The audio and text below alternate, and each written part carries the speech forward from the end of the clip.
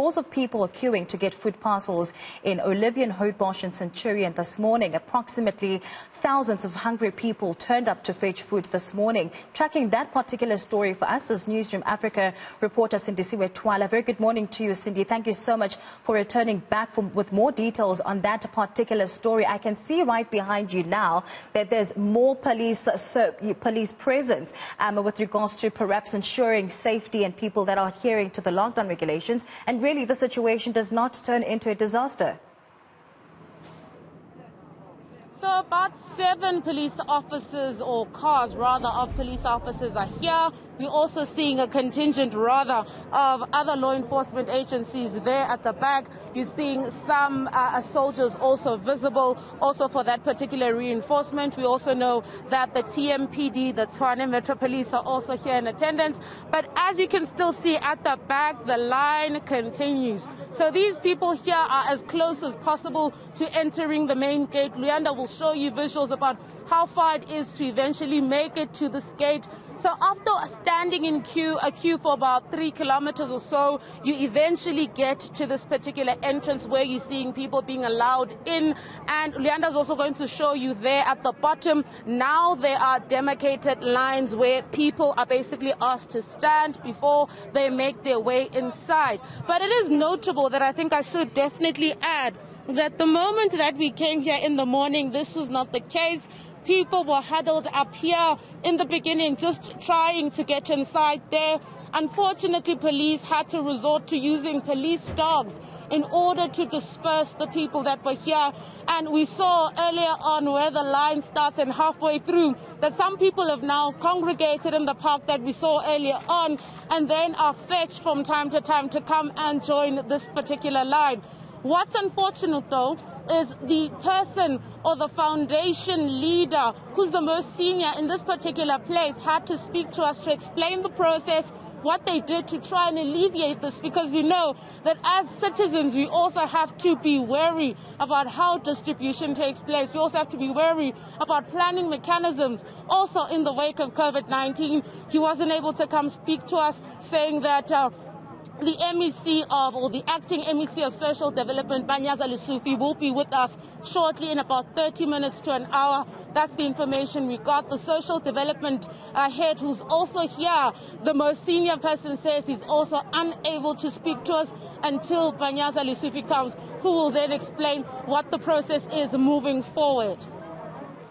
And perhaps, Cindy, expanding on that, the importance of communication and how really those who are trying to help the poor and the vulnerable during this period, particularly of COVID-19, how they carry out, the disbursement of food parcels is very important. And that was going to be my next question, is that for those people on the ground, the officials that are on the ground, how are they communicating with the people who are hopeful, waiting in line, with or without the tags, to get the food?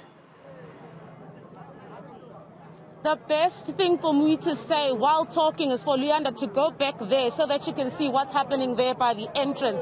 So some form of communication is happening. As you can see, one of the official heads is speaking to somebody who was next in line. See how the rapport there is on how they're speaking to people, how they're letting them in.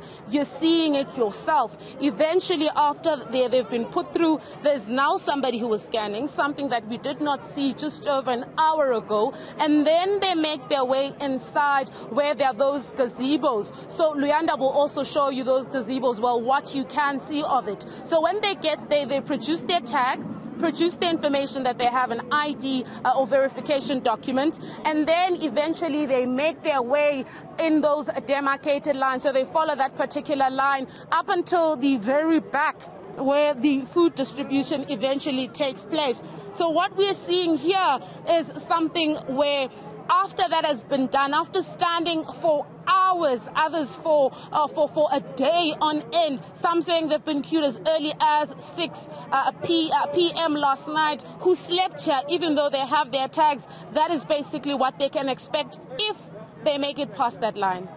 And as far as protective equipment, clothing is concerned, with regards to also the officials who are on the ground, you made mention that some people in those queues are wearing masks, others aren't. You know, the issue of social distancing is perhaps, visibly impossible to maintain at this particular time. But are officials even trying to help at this moment with regards to the disbursement of masks, sanitizers, and ensuring really that people are adhering to some of the lockdown regulations, apart from now the demarcation areas which have been set up for people to stand in?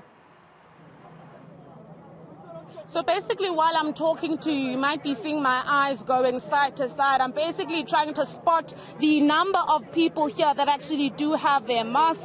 Leander will go back there just to wrap it up so that you can see many people have made some form of an effort coming closer to the line. This is basically quite different to what we saw, where a large contingent of people are and where they're still queuing, hoping to eventually make it to this particular mark. It seems lots and lots of people do have their masks, but I'm also going to ask Leander to show you the soldiers there. So some soldier personnel are actually there standing, making sure that people do actually go. Their demeanor is quite cordial right now, but when we got here, we saw that it was a chaos, to say the very least, and the law enforcement officials, unfortunately, at the behest of the organizers, had to then disperse the crowd.